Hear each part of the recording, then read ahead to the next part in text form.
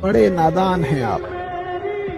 जमाने में भी वफा खोजते, आप जहर की बोतल में दवा खोजते। इसलिए तुम्हें कहते हैं गुरु के आगे सर झुका के पढ़ लो, दुनिया के आगे सर झुकाना नहीं पड़ेगा। मत सोच कि मुझे तेरी परवाह नहीं, तेरे चक्कर में तो खुदा को बुला दिया। नमस्कार बच्चों, कैसे हो आप सभी। मैं आशा करता हूं कि आप लोग बहुत ही अच्छे होंगे, स्वस्थ होंगे और आपकी पढ़ाई भी बहुत ही अच्छी चल रही होगी। तो बच्चों, आज के क्लास में हम लेके आए हैं आपके लिए क्लास 12th फिजिक्स का पहला चैप्टर, जिसका की नाम है विद्युत आवेश तथा विद्युत क्षेत्र, जिसे हम लोग अंग्रेजी में electric charge and electric field बोलते हैं। साथियों, इस चैप्टर से हमने आपके लिए 50 मोस्ट इंपॉर्टेंट ऑब्जेक्टिव को सिलेक्ट किया है और इस चैप्टर से आने वाला एक भी ऑब्जेक्टिव आपके बोर्ड एग्जाम में नहीं छूटेगा अगर आप इन सारे प्रश्नों को याद करते हो तो। ओके जी, चलिए फिर क्लास को स्टार्ट करते हैं। आप सभी साथी हमारे साथ चैट सेक्शन में आंसर को लगाते चलिएगा, जिससे कि ये सारा प्रश्न आपको क्लास में अच्छे से याद हो जाएगा। ओके, देखिए पहला नंबर सवाल आपके सामने है, तो सभी साथी याद करते चलिएगा। देखिए पहला नंबर सवाल है कि निम्नलिखित में कौन विद्युत क्षेत्र की तीव्रता का मात्रक है। ये सारे प्रश्नों को समझाना मेरा काम है, बस आप अच्छे से ध्यान से देखो तो सारा प्रश्न आपको अच्छे से याद भी हो जाएगा। देखो पूछा क्या गया है, निम्नलिखित में कौन है जो विद्युत क्षेत्र की तीव्रता का मात्रक है। तो बच्चों आप लोगों ने क्या पढ़ा है सर, E बराबर जो होता है ना F/Q फॉर्मूला होता है। यहां से अगर हम करते हैं तो फोर्स का न्यूटन होता है और चार्ज का कूलम होता है। तो सर सिंपल सा तो आंसर आ गया न्यूटन प्रति कूलम। ऑप्शन नंबर डी हमारा बिल्कुल करेक्ट हो जाएगा। बच्चों अच्छे से याद रखना, विद्युत क्षेत्र की तीव्रता जो है एक प्रकार की कौन सी राशि, ये भी आपको याद रखना। यहाँ पे लिख दे रहे हैं विद्युत क्षेत्र की तीव्रता एक प्रकार की सदिश राशि है, आपको बहुत अच्छे से याद रखना है क्योंकि एग्जाम में पूछा जा सकता है। ओके चलो आगे बढ़ते हैं। दूसरा नंबर सवाल देखो, इस चैप्टर से पूरे 50 ऑब्जेक्टिव को पढ़ेंगे जो एग्जाम में इससे बाहर तो आने वाला है नहीं, तो अच्छे से याद करो। देखो जब किसी वस्तु को आवेशित किया जाता है तो उसका द्रव्यमान क्या होता है। साथ ही आप लोगों ने पढ़ा होगा कि सर आवेश दो प्रकार के होते हैं, एक हमारा क्या होता है धन आवेश और दूसरा ऋण आवेश। यानी कि अगर हम किसी वस्तु को धन आवेशित करेंगे तो उसका द्रव्यमान घटेगा, अगर ऋण आवेशित करेंगे तो उसका द्रव्यमान बढ़ेगा। तो यहाँ पे तो सिर्फ क्या है सर, आवेशित किया जाता है, यहाँ पे कोई धन आवेश या फिर ऋण आवेश नहीं दिया गया, इसलिए बढ़ और घट दोनों सकता है। हमारा correct answer option number D हो जाएगा।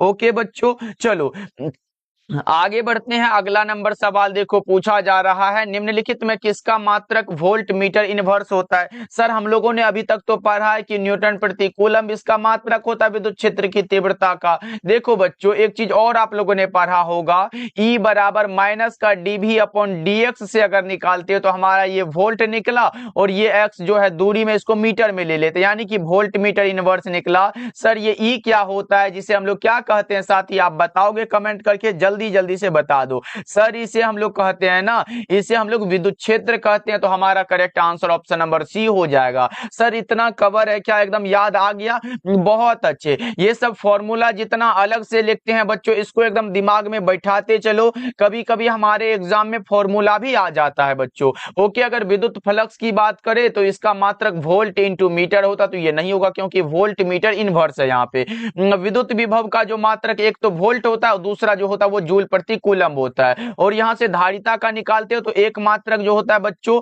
एक मात्रक फैराड होता है और दूसरा मात्रक क्या होता है सर, जल्दी से बता दो, कूलम प्रति वोल्ट होता है। ये सब आप अच्छे से याद रखोगे साथी। ओके चलो, और एक चीज मैं बच्चा पार्टी बता देना चाहता हूं, जितने भी बच्चे अभी तक हमारे द्वारा तैयार फिजिक्स केमिस्ट्री और बायोलॉजी का इंपॉर्टेंट क्वेश्चन वाला नोट्स नहीं लिए हो, सर उसमें क्या क्या मिलेगा। तो बच्चों मैं बता दूं, उसमें आपको पहले वन लाइनर क्वेश्चन मिलेगा, जिससे कि आपका उसको अगर पढ़ लेते हो तो ऑब्जेक्टिव का काम खत्म हो जाएगा, और उसी वन लाइनर को पढ़ लेते हो तो आपका ये शॉर्ट क्वेश्चन का भी काम मतलब मिला जुला के खत्म हो जाता है। हम आपको देंगे one liner question, objective question, short और लॉन्ग क्वेश्चन, और जितना PYQ होता है वो सारा का सारा उसमें मिलेगा, चाहे वो हिंदी मीडियम के हो या फिर इंग्लिश मीडियम के हो।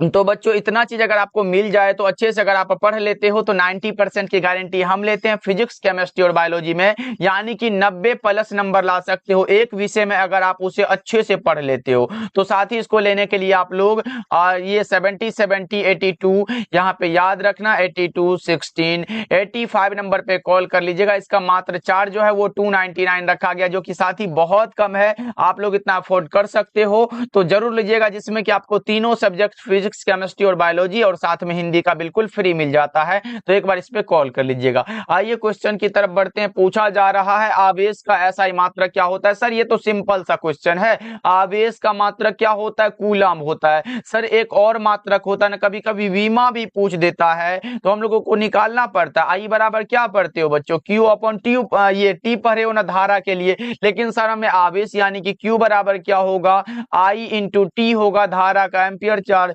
यानी कि ये हमारा एटी जो है ये आवेश का विमीय सूत्र है, ये भी आप याद रखोगे। चलो आगे बढ़ते हैं। 5वां नंबर सवाल देखो, जस्ट हमने बताया आवेश का विमा सर 80 होता है, बार बार निकालने से हमारा टाइम ही वेस्ट होगा, ऑप्शन ए हो जाएगा। चलो आगे बढ़ते हैं। 6 नंबर सवाल देखो, एप्सिलॉन नोट का मात्रक क्या होता है, ये भी हम लोगों ने बहुत अच्छे से पढ़ा है सर। सी बराबर क्या होता है, एप्सिलॉन नोट ए बटा में डी होता है। सर ये सब आप कितने साथी अच्छे से पढ़ चुके हो, एक बार बताओ, एक बार हाथ उठाओ कितने बच्चे पढ़ चुके हो। सर बहुत अच्छे। देखो अगर हम यहाँ से धारिता का क्या होता सर, फैराड होता, तो ये भी हम यहाँ पे लिख देते हैं। और हमारा एप्सिलॉन नोट है तो गुना में एरिया का क्या होगा, मीटर स्क्वायर होगा, दूरी का मीटर हो जाएगा। इतना सारे साथी को क्लियर है क्या, यहाँ से मीटर उड़ा दो, यानी कि 1 मीटर बचाना बच्चों।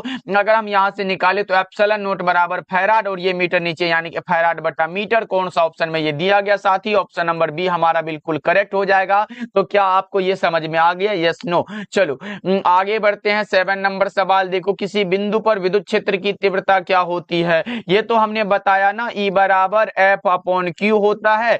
E जो होता है ये एक वेक्टर क्वांटिटी है, हमारा कौन सा हो जाएगा, E बराबर F upon Q, option number B हो जाएगा साथी। चलो आगे बढ़ते हैं। अगला नंबर सवाल देखो, 8 नंबर सवाल है, 1 माइक्रोकूलम कितने कूलम के बराबर होता है। ये तो भैया बहुत इंपॉर्टेंट है, 1 माइक्रो कूलम पूछ देगा या फिर 1 नैनो कूलम पूछ देगा, तो ये सब आपको लगाना पड़ता है। नैनो कूलम पूछेगा ना सर, 1 नैनो कूलम बराबर पूछेगा तो हम लोग लगाते हैं 10 टू दी पावर -9 कूलम लगाते हैं। लेकिन हमें माइक्रो पूछा है, 1 माइक्रो कूलम बराबर होता है 10 टू दी पावर -6 कूलम। देख लो किस ऑप्शन में दिया गया है। 8 नंबर सवाल का जवाब आप ऑप्शन नंबर बी को लगाओगे, करेक्ट हो जाएगा। चलो आगे बढ़ते हैं। अगला नंबर सवाल देखो, विद्युतशीलता का एसआई मात्रक क्या होता है। विद्युतशीलता यानी कि बच्चों एप्सिलॉन नोट, जिसे हम लोग परमिटिविटी कहते हैं, जो कि इंग्लिश में यहाँ पे दिया गया है। अब बता दो क्या होगा, ये सिंपल सा है साथी, बताओ। देखो इसका मात्रक, अन्य मात्रक अगर निकालना चाहो ना, यहाँ से आप एक मात्रक फैराड पर मीटर भी निकाल सकते हो। इसका मान अगर निकालना चाहो, ये होता है 8.85 into 10 to the power -12 farad बटा में मीटर, क्योंकि ये तो सर इसका मात्रक होता है। और ये इसका मात्रक बताओ, ये भी आप लोगों ने पढ़ा होगा, क्या पढ़ा होगा, F समानुपाती Q1 Q2 by R square. इससे अगर आप निकाल लेते हो साथी, इसको निकालने में थोड़ा टाइम लग जाता है, तो बता दो कौन सा ऑप्शन, अगर आपको याद है तो मैं बता दूं। सर ये हमारा जो होता है ना, N inverse M inverse 2C2 होता है। अगर इसी जगह ये हमारा एप्सिलॉन नोट है, लेकिन अगर हमसे पूछे 1/4 पाई एप्सिलॉन नोट का मात्रक क्या होगा, तो इसका उल्टा कर देना, यानी कि N पर पावर माइनस है तो माइनस को हटा देना, फिर m पर पावर -2 है तो इस पे प्लस लगा देना, तो m पर पावर 2 हो जाएगा। C2 है तो C पर पावर -2 लगा देना। ये हमारा 1/4 पाई एप्सिलॉन नोट का मात्रक है और ये एप्सिलॉन नोट का मात्रक है। तो साथ ही बताएंगे 9 नंबर सवाल का जवाब आपको बहुत अच्छे से समझ आ गया हो तो आप लोग एक बार क्लास को लाइक कर देना। और ये है आपके सामने विद्या आनंद बाय प्रदीप सर। जितने बच्चे नोट्स लेना चाहते हो तो कॉल कर लीजिएगा साथी। कौन सा नंबर है सर, वो तो नंबर हमने ऊपर भी लिख दिया। देखो कूलम्ब बल कैसा होता है, कूलम्ब बल केंद्रीय बल और विद्युत बल दोनों होता है। ऑप्शन नंबर सी बिल्कुल करेक्ट हो जाएगा।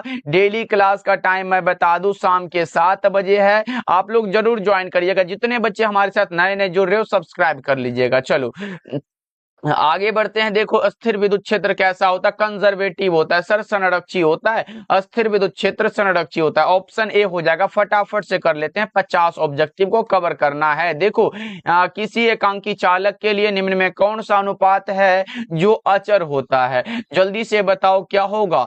फटाफट से बच्चा पार्टी 12 नंबर सवाल का जवाब आप लगा रहे हो, कुल आवेश बटा में विभव होता है। ऑप्शन ए हो जाएगा। चलो आगे बढ़ते हैं। अगला नंबर सवाल का जवाब आप हमें बता दो क्या होगा। आवेश का रेखीय घनत्व का मात्रक क्या होता है। साथ ही अगर आपसे पूछे, क्या पूछेगा सर, रैखिक घनत्व जिसे हम लोग लेमडा के द्वारा दर्शाते हैं, ये कौन सा, पृष्ठ घनत्व जिसे हम लोग सिग्मा द्वारा दर्शाते हैं, और आयतन घनत्व जिसे हम लोग किसके, रो के द्वारा दर्शाते हैं। अगर हमसे ये पूछे तो हमारा क्या होगा, क्यू बट्टा में एल होता है। ये पृष्ठ घनत्व क्यू बट्टा में ए होता है, एरिया वाला, और ये रो यानी कि आयतन घनत्व क्या होता है, क्यू बट्टा में भी होता है। यहां से अगर मात्रक निकालना चाहो तो चार्ज का कूलम हुआ, लंबाई का मीटर, फिर यहां से चार्ज का कूलम एरिया का मीटर स्क्वायर हुआ, फिर यहां से निकालो चार्ज का कूलम, और वॉल्यूम का क्या होता है, आयतन का क्या होता है, मीटर क्यूब होता है। तो बच्चों देख लो यहां से मिलाओ कौन सा, रैखिक घनत्व है ना, और रैखिक घनत्व के लिए कूलम बटा में मीटर लिखा है, तो ऑप्शन नंबर ए हमारा बिल्कुल ही सही आंसर है। क्या आपको इतना समझ में आ गया, तो आप हमें बता देंगे। चलो आगे बढ़ते हैं। अगला नंबर सवाल देखो, 14 नंबर सवाल है, विद्युत क्षेत्र की तीव्रता का विमीय सूत्र क्या होता है। बड़ा ही इंपॉर्टेंट सा सवाल है मेरे भाई, बताओ ई बराबर क्या पढ़ते हो विद्युत क्षेत्र के लिए, एफ अपॉन क्यू पढ़ते हो। आप लोग ये हमें बता दो कि फोर्स का विमा जानते हो क्या सर। बिल्कुल, MLT इनवर्स 2 होता है और चार्ज का AT होता है, जो कि हमने ऊपर बता चुका है आपको। अगर यहां से करते हो तो ML ऊपर जैसा का है ये हमारा उतर जाएगा, T नीचे है तो ऊपर जाएगा तो ये भी माइनस लग जाएगा, T -3 हो जाएगा, फिर ये ऊपर जाएगा तो माइनस यानी कि A -1 लग जाएगा। तो क्या बच्चों ये वाला आ गया, कौन सा होगा, MLT inverse 3 A inverse. Option number B हमारा बिल्कुल सही हो जाएगा। चलो आगे बढ़ते हैं। अगला नंबर सवाल, जितने बच्चे क्लास को लाइक नहीं किए वो अभी तक, सारे बच्चे एक बार लाइक कर लीजिएगा बच्चों, क्योंकि हम आपके लिए थोड़ा सा परिश्रम करते हैं, तो आप लोग थोड़ा सा क्लास को लाइक कर देना तो पढ़ाने में और अच्छा लगता है, इसलिए सारे बच्चे कर लीजिएगा। देखो धातु के एक आवेशित गोले के पृष्ठ से गोले के केंद्र की ओर जाने पर विद्युत क्षेत्र कैसा होता है। विद्युत क्षेत्र पूछा गया बच्चों, जो कि आपके एग्जाम का प्रश्न है, ये पूछा गया कई बार। बताओ क्या होगा इसका राइट आंसर। सर ये हमेशा शून्य होता है, क्योंकि हम लोगों ने पढ़ा ई बराबर शून्य होता है, यानी कि विद्युत विभव पूछे तो ये क्या होता है सर, ये समान होता है। विद्युत विभव बराबर होता है, लेकिन विद्युत क्षेत्र जो होता है ये सर्वत्र यानी कि हमेशा शून्य होता है। ऑप्शन डी हो जाएगा। चलो आगे बढ़ते हैं। 16 नंबर सवाल देखो, 8 कूलम ऋण आवेश में उपस्थित इलेक्ट्रॉनों की संख्या क्या होगी, बताओ। 16 नंबर सवाल का जवाब क्या लगा रहे हो आप लोग साथी। आप लोगों ने पढ़ा है सर क्यू बराबर क्या होता है, NE होता है, ये पढ़ा है ना। देखो हमसे जो पूछा है 8 कूलम ऋण आवेश में उपस्थित इलेक्ट्रॉनों की संख्या पूछा गया, यानी कि ये हमारा n पूछा गया है। अब बता पाओगे क्या आप लोग, सर अगर n निकालेंगे तो n बराबर हो जाएगा q बटा में e हो जाएगा। अब देखो हमारा q जो है 8 कूलम दिया गया है, और इलेक्ट्रॉन का चार्ज होता है 1.6 इंटू 10⁻⁻19 कूलम होता है। इतना समझ गए। अब देखो 8 बट्टा में क्या लिखोगे, 1.6, और ये 10⁻⁻19 ऊपर भेज दो, प्लस में लग जाएगा, 10⁻19 लगा दो। अब देखो ये पॉइंट उड़ाओ, यहाँ पे 0 लग जाएगा, 16 के 16, 16 × 80 हो गया, यानी कि हमारा राइट आंसर 5 गुणा 10⁻19 हो गया। तो बच्चों देख लो ऑप्शन नंबर ए आपका सही हो जाएगा। ओके चलो आगे बढ़ते हैं। अगला नंबर सवाल देखो, अच्छे से समझ के क्लास करोगे, एक भी ऑब्जेक्टिव आपके एग्जाम में नहीं छूटेगा। अगर क्लास भी कर रहे हो, ध्यान कहीं और भी है, तो भाई क्लास ही मत करो, इससे अच्छा है कि आपको जिधर ध्यान है पहले वो काम कर लो। देखो प्रति इकाई आवेश पर लगने वाले बल को क्या कहते हैं, ये तो सिंपल सा है सर, प्रति इकाई आवेश पर लगने वाले बल को क्या कहेंगे सर, ई कहते हैं। ई क्या है सर, विद्युत क्षेत्र है, तो हमारा करेक्ट आंसर ऑप्शन सी होगा। इसके लिए मात्रक न्यूटन प्रति कूलम हमने बता ही चुका है, तो ये आपको ध्यान में रखना, बहुत अच्छे से रखना है। चलो आगे बढ़ते हैं। विद्युत क्षेत्र रेखाओं से जानकारी प्राप्त होती है। विद्युत क्षेत्र रेखाओं से बच्चों किसकी जानकारी प्राप्त होती है, क्षेत्र की शक्ति की, दिशा की, आवेश की प्रकृति की, ये सारे के सारे होती है। ऑप्शन नंबर डी आपका सही हो जाएगा। चलो नेक्स्ट नंबर सवाल का जवाब आप लोग बताएंगे हमें, दो विद्युत आवेशों के बीच लगने वाले बल को नियंत्रित करने वाले नियम को क्या कहा जाता है, किसका नियम इसे कहते हैं साथी, ये आप हमें बता दो। आप लगा रहे हो सर इसे हम कूलाम भैया का नियम कहते हैं। ऑप्शन डी हो जाएगा 19 नंबर सवाल का जवाब। चलो आगे बढ़ते हैं, अगला नंबर सवाल देखो, ये तो बड़ा आसान है कि वायु में स्थित स्थिर इकाई धनावेश से निकलने वाला संपूर्ण विद्युत फ्लक्स यानी कि कुल विद्युत फ्लक्स जो होता है वो क्या होता है 1/ε0 गुना होता है बच्चों। और इसे अगर ऊपर भेज दो तो ε0 इनवर्स लग जाएगा। तो क्या ये कहीं मिल रहा है? ऑप्शन नंबर बी में हमें सर दिखाई दे दिया है, हमारा आंसर मिल चुका है। हम लोग आगे बढ़ते हैं। चलो आगे बढ़ते हैं, 21 नंबर सवाल देखो, आवेश का परिमाणीकरण दर्शाता है, क्या दर्शाता है जल्दी से बताओ। आवेश का परिमाणीकरण क्या दर्शाता है कि आवेश जो एक इलेक्ट्रॉन पर आवेश का एक अंश है वो संभव नहीं है। क्या बच्चों? आवेश जो एक इलेक्ट्रॉन पर आवेश का एक अंश है वो कभी संभव नहीं है। यही वाला हमारा करेक्ट है, ऑप्शन ए होगा। और ये भी एग्जाम में आ चुका है, प्रश्न आपको बहुत अच्छे से याद रखना है। हवा में एप्सिलॉन आर का मान क्या होता है? बताओ आप लोग, हवा में एप्सिलॉन आर का मान क्या होता है? सर 1 होता है, ऑप्शन सी हो जाएगा। चलो आगे बढ़ते हैं, विद्युत फ्लक्स का एसआई मात्रक क्या होता है? ये तो सर सिंपल सा आंसर दे दिया आप लोग। विद्युत फ्लक्स का एसआई मात्रक क्या होता है? हम लोगों ने पढ़ा है ना, फाई ई बराबर, देखो बच्चों सर फाई ई का है लिखे, एक होता है फाई बी। तो दोनों अगर हम फाई लिख दे सिर्फ तो क्या ये दोनों में ये भेद हो पाएगा क्या? नहीं सर, किसी को पता ही नहीं चलेगा कि ये हमारा विद्युत फ्लक्स पूछा है या फिर चुंबकीय फ्लक्स पूछा है। अगर फाई बी रहे तो वो चुंबकीय फ्लक्स है, और अगर आपके सामने फाई ई रहे वो हमारा विद्युतीय फ्लक्स है। अब देखो फाई ई बराबर फॉर्मूला होता है ई इंटू ए। अब ई क्या है सर? विद्युत क्षेत्र है, इसका मात्रक हम लोगों ने पढ़ चुका है, वोल्ट पर मीटर, और दूसरा न्यूटन प्रति कूलम होता है। तो यहां से करते हो तो गुना में एरिया का मीटर स्क्वायर हो गया। यहां से 1 मीटर से 1 मीटर उड़ा दो, बचा कौन सा सर? वोल्ट इंटू मीटर बचा, यानी कि हमारा करेक्ट आंसर तो सी हो जाएगा। तो क्या सर दूसरा मात्रक जो ई का दूसरा मात्रक न्यूटन प्रति कूलम होता है और गुना में एरिया का मीटर स्क्वायर होता है, तो क्या हमारा मात्रक इसका जो है दूसरा मात्रक न्यूटन प्रति कूलम और मीटर स्क्वायर भी हो जाएगा क्या? बिल्कुल बच्चा पार्टी, ये भी दूसरा मात्रक विद्युत फ्लक्स का ही है, आपको बहुत अच्छे तरीके से याद रखना है। ओके चलो आगे बढ़ते हैं, अगला नंबर सवाल देखो, संबंध Q बराबर NE में निम्नलिखित में कौन है जो N का मान संभव नहीं है? देखो Q बराबर क्या है? Q बराबर NE, ये हमने ऊपर भी फॉर्मूला पढ़ा था। हमसे देखो n का मान यानी कि ये नंबर जो है बच्चों, हमने क्या बताया था, नंबर ये हमारा कभी भी 1 होगा, 2 होगा, 3 होगा, 4 होगा, ऐसे करके हमारा 1000 होगा, 2000 होगा, 10,000 होगा, 20,000 होगा। लेकिन कभी भी ये ऐसे नहीं कर सकते हैं कि 20 इलेक्ट्रॉन होगा, 21 इलेक्ट्रॉन होगा, या फिर क्या कह सकते हैं 19.75 इलेक्ट्रॉन होगा। ऐसा वाला बात भैया कभी नहीं होता है, यानी कि ये पॉइंट में सर कभी हो ही नहीं सकता है। तो हम कहेंगे कि सर ये सर 4.2 कभी हो नहीं सकता है n का मान। तो क्या सारे साथी को इतना क्लियर है? एक बार अगर क्लियर है तो थंब वाला इमोजी भैया हमको बहुत अच्छे तरीके से चाहिए। बताओ साथी जल्दी जल्दी से। चलो आगे बढ़ते हैं, अगला नंबर सवाल देखो, पानी का परावैद्युत स्थिरांक कितना होता है? यहाँ पे क्या है, पानी का परावैद्युत स्थिरांक कितना होता है? सर 80 होता है। सिंपल सा क्वेश्चन है और सिंपल सा इसका आंसर भी दिया गया, तो हम कह सकते हैं ऑप्शन ए होगा।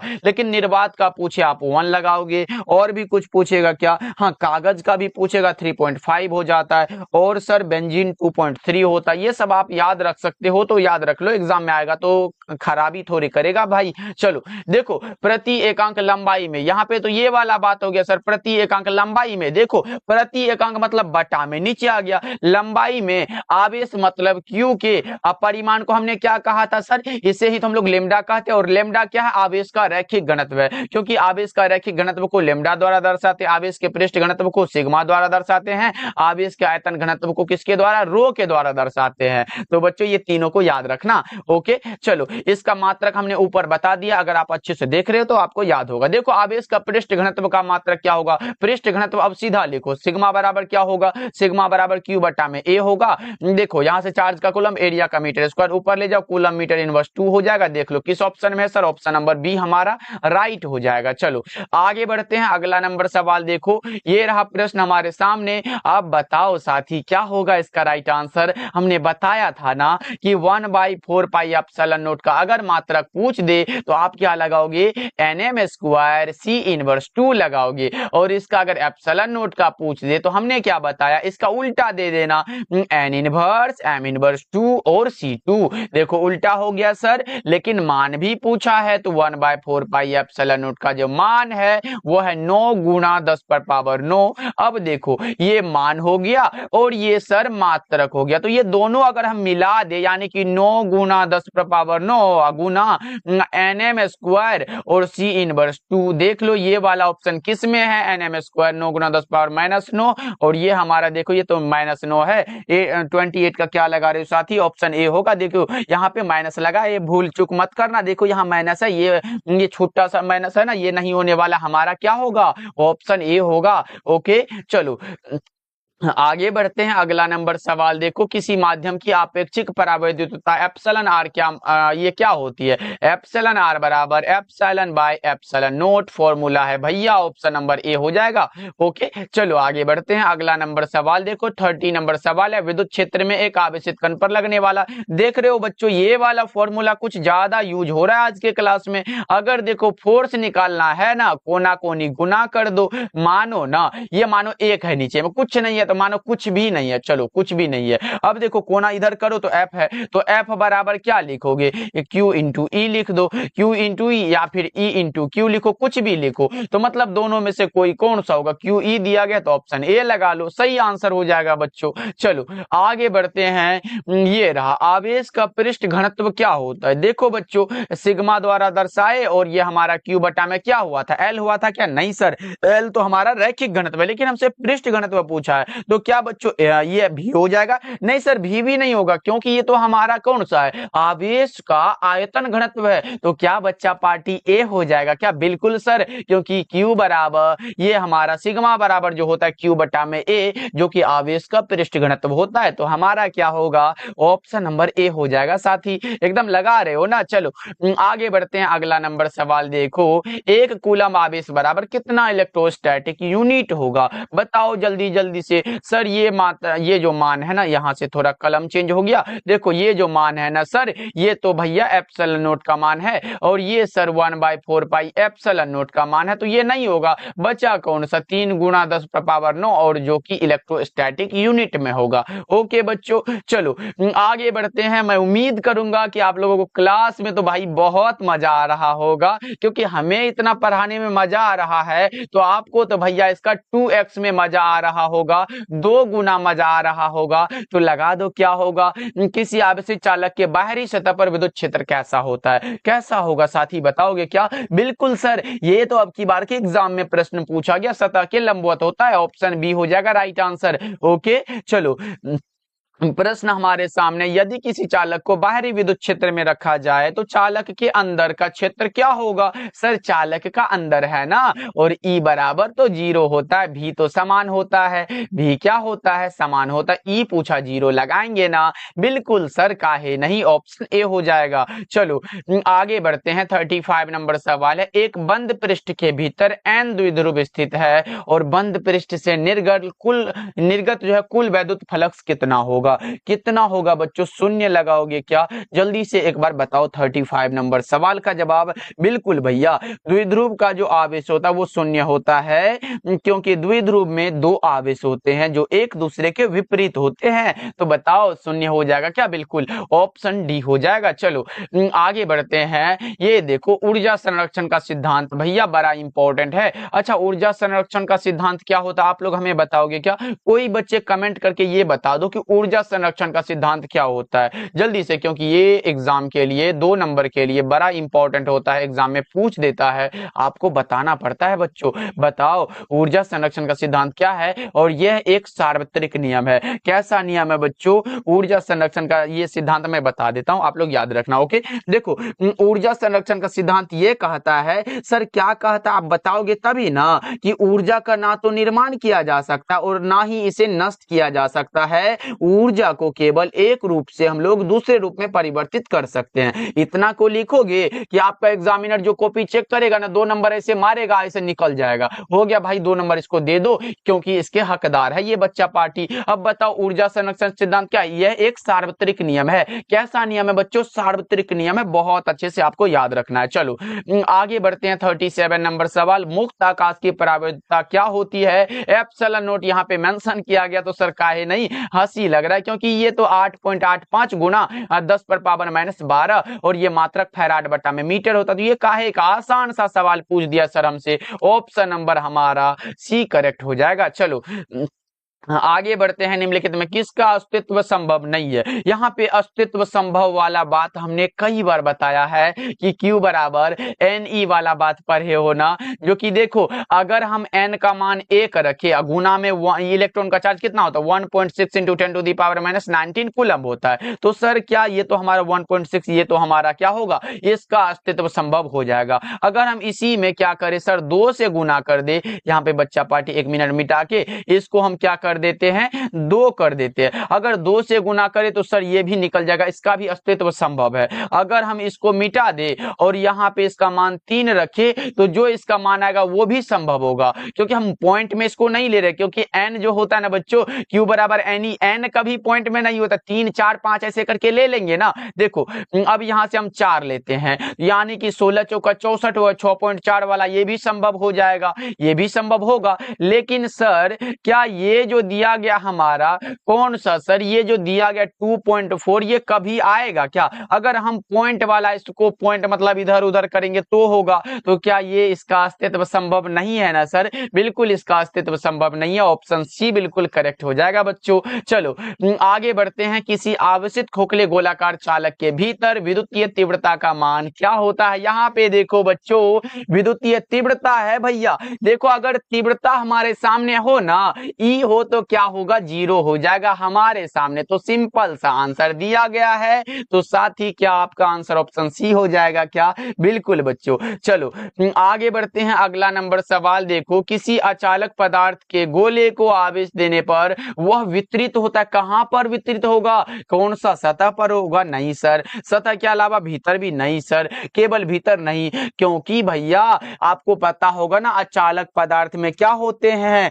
मुक्त इलेक्ट्रॉन नहीं होते हैं, इसके कारण ये कहीं भी वितरित नहीं होता। इनमें से कोई नहीं, हमारा करेक्ट आंसर डी हो जाएगा। चलो आगे बढ़ते हैं। विद्युत द्विध्रुव आघूर्ण का ऐसा मात्रक क्या होगा? P बराबर Q गुना में L होगा, चार्ज का कूलम, लंबाई का मीटर। सिंपल सा है, बताओ क्या होगा? कूलम गुना में मीटर। क्या भैया इतना समझ में आया? अच्छा सर दूसरा मात्रक भी इसका होता है क्या? दूसरा मात्रक जो होता है ना बच्चों, ये डेबाई होता है। अच्छा सर कुछ और भी बता दो ना हमें। क्या बताएंगे? ये अगर कूलम मात्रक हो गया तो 1 कूलम मीटर बराबर कितना होता है बच्चों?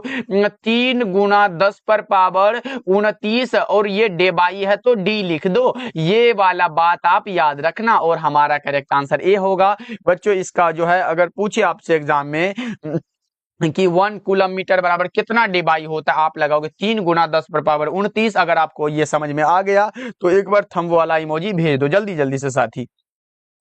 चलो बहुत अच्छे, अगला नंबर सवाल की ओर बढ़ते हैं। बच्चा पार्टी बोलते बोलते रुकते नहीं है, आप लोगों के लिए थोड़ा मेहनत तो करना पड़ेगा ना। चलो आगे बढ़ते हैं। अगला नंबर सवाल का जवाब आप हमें चैट सेक्शन में बताते चलना। देखो ऐसे पदार्थ जिनसे होकर आवेश का प्रवाह आसानी से हो जाता है, आसानी से बिल्कुल हो जाए, उससे हम लोग चालक ही तो कहेंगे बच्चों, कंडक्टर कहेंगे। 42 का ए हो जाएगा। चलो नेक्स्ट नंबर सवाल का जवाब बताओगे क्या? अच्छा 1 कूलम आवेश बराबर कितना होता है? ये भी पूछ देगा एग्जाम में। क्या कितना इलेक्ट्रॉन होता है ये आप हमें बताओ। 1 कूलम आवेश बराबर कितना इलेक्ट्रॉन होगा? आप लोग बताओ कितना इलेक्ट्रॉन होगा? आप लोग हमें कमेंट करके बता दोगे क्या? बिल्कुल सर, हम लोगों तो पढ़ा है कि इलेक्ट्रॉन का चार्ज 1.6 × 10⁻⁻19 कूलम होता है। ये तो कूलम निकल गया सर, इलेक्ट्रॉन कहाँ निकला? लेकिन अगर हमें उल्टा यानी कि 1 कूलम आवेश बराबर कितना इलेक्ट्रॉन होगा तो हम क्या लगाएंगे सर? बिल्कुल, क्योंकि ये नंबर हो गया, यहाँ पे नंबर दे दिया गया है। नंबर होता है 6.25 इंटू क्या होता है सर 10⁻18 इलेक्ट्रॉन होता है। तो क्या साथी आपको ये अच्छे से याद रख पाओगे? यस नो बता देना। देखो दो सजातीय आवेश एक दूसरे को क्या कर रहा है? प्रतिकर्षित कर रहा है। तो विजातीय आवेश क्या करेगा? आकर्षित करेगा। ऑप्शन बी हो जाएगा। ये सब भैया सिंपल सा क्वेश्चन है और सिंपल सा आंसर होता है इसका। इलेक्ट्रॉन का चार्ज 1.6 इंटू 10⁻⁻19 कूलम। सी लगा रहे हो क्या बच्चों? नहीं सर -9 है 19 नहीं है। हमारा तो करेक्ट आंसर बी हो जाएगा। बिल्कुल याद रखो, अच्छे से देखो ऑप्शन को। चलो 45 नंबर सवाल है। आर दूरी से विलग दो इलेक्ट्रॉनों के बीच लगने वाला बल किसके समानुपाती है? भैया बताओ ना किसके समानुपाती है? पढ़े हो ना F बराबर 1/4πε0। और क्या पढ़े हो भाई? Q1 Q2 by R square. ऊपर जाएगा तो R-2 के समानुपाती है ना साथी। यानी कि हमारा हम कह सकते हैं कि F समानुपाती R-2 हो जाएगा। देख लो कौन सा हो जाएगा। या फिर इसको ऐसे भी लिख सकते हो F समानुपाती 1/R स्क्वायर। ये भी कर सकते हो। तो देख लो कौन सा ऑप्शन से मिलता जुलता है। आपका हो जाएगा वही वाला आंसर, ऑप्शन डी करेक्ट हो जाएगा। क्योंकि सर ऊपर जाएगा तो माइनस अपने आप लग जाएगा, तो यहाँ माइनस दे दिए तो ये भी सही है बच्चों। ये आप याद रखोगे। चलो आगे बढ़ते हैं। विद्युत क्षेत्र में किसी बंद तल से होकर गुजरने वाला, ये हमें लगता है कहीं ना कहीं गॉस भैया का प्रमेय है। देखो ना बच्चों मिलता है ना 1/ε0 का गुना होता है। ये सब पढ़े हो ना। विद्युत क्षेत्र में किसी बंद तल से होकर गुजरने वाला कुल विद्युत फ्लक्स जो है तल के भीतर उपस्थित कुल विद्युत आवेश का 1/ε गुना है और ये गॉस का प्रमेय है। बच्चों ये 2 नंबर के लिए इंपॉर्टेंट है। ये हमने यहाँ पे इसीलिए दे दिया क्योंकि ये इंपॉर्टेंट होता है। आप पढ़ते पढ़ते इसे भी पढ़ लोगे। क्या पढ़ोगे? विद्युत क्षेत्र में किसी बंद तल से होकर गुजरने वाला, हमारे साथ बोलो, विद्युत क्षेत्र में किसी बंद तल से होकर गुजरने वाला कुल विद्युत फ्लक्स तल के भीतर उपस्थित या फिर सतह के भीतर उपस्थित कुल विद्युत आवेश का 1/ε0 गुना होता है और यह नियम गॉस का नियम है। तो इतना लिख दोगे ना, आप लोग बता दो। चलो आगे बढ़ते हैं। अगला नंबर सवाल देखो, ये रहा। एक स्थिर विद्युत आवेश उत्पन्न करता है। यहाँ पे क्या है सर? अस्थिर विद्युत आवेश है। बताओ क्या होगा? 47 नंबर सवाल का जवाब केवल विद्युतीय क्षेत्र उत्पन्न करेगा। ऑप्शन बी हो जाएगा। चलो आगे बढ़ते हैं। किसी घिरे हुए बंद पृष्ठ पर विद्युतीय फ्लक्स भीतर स्थित आवेश का क्या होता है? ये पढ़े हो क्या बच्चों? बताओ जल्दी से। ये तो पढ़े हो ना। किसी घिरे हुए बंद पृष्ठ वाला 1/ε0 गुना होता है। अच्छा ये किसका नियम है सर? ये तो गॉस भैया का प्रमेय है, गॉस का नियम है। यानी कि हमें 1/ε0 गुना खोजना है। ऑप्शन ए हो जाएगा। ओके बच्चों सही है ना। चलो आगे बढ़ते हैं। 49 नंबर सवाल देखो। एक आवेशित चालक की सतह के किसी बिंदु पर विद्युत क्षेत्र की तीव्रता सतह के लंबवत होती है। हमारा सही आंसर ऑप्शन बी हो जाएगा। एकदम पूरे चैप्टर को हमने देखा और जितना भी प्रश्न बन सकता था वो सारा का सारा हमने बुक से सिलेक्ट कर लिया बच्चों। बस आपको इतना को तो याद करना है। अब लास्ट सवाल है आपके सामने। यदि समरूप विद्युतीय क्षेत्र एक्स अक्ष की दिशा में हो तो समविभवीय तल, ये समविभवीय तल क्या होगा? अगर एक्स अक्ष के दिशा में है तो ये हमारा क्या होगा? वाई जेड तल में होगा। क्योंकि जिसमें एक्स होगा वो नहीं होगा। देखो एक्स है ये नहीं होगा, ये भी एक्स है ये नहीं होगा, वाई जेड बचा ऑप्शन नंबर बी। आप कह सकते हो सही आंसर ऑप्शन नंबर बी हो जाएगा बच्चों। ओके चलो जी, क्लास कैसा लगा आप लोग जरूर बताना। और अगर आप हम पे भरोसा करते हो तो मेरे भाई जो नोट्स हमने बनाया आपके लिए वो तो भाई जरूर पढ़ना, क्योंकि वो आपको फिजिक्स केमिस्ट्री और बायोलॉजी तीनों का टेंशन खत्म करेगा। और साथ में जो हम हिंदी पढ़ाते हैं उसका बिल्कुल फ्री मिल रहा है आपको। कॉल कर लीजिएगा, मात्र 299 इसका चार्ज रखा गया है। कॉल करिएगा 7070 82 1685 नंबर पे। पहले आप हमसे बात कर लीजिएगा सर कैसा रहेगा, तो वो आपको सारा कुछ उस पर बता दिया जाएगा। तो आप एक बार कॉल कर लीजिएगा। मिलते हैं फिर अगले क्लास में। सारे साथी ध्यान रखिएगा अपना और सारे प्रश्नों को याद तो जरूर कर लीजिएगा। ओके बच्चों, मिलते हैं फिर अगले क्लास में।